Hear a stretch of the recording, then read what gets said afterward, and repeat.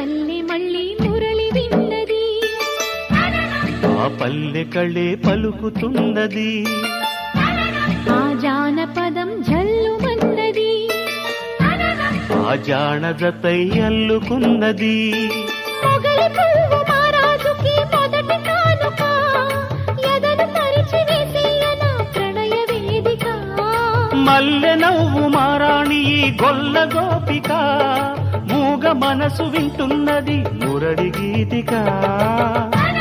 ఏ పల్లె మళ్ళీ మురళి విన్నది, ఆ పల్లె కళే పలుకుతున్నది.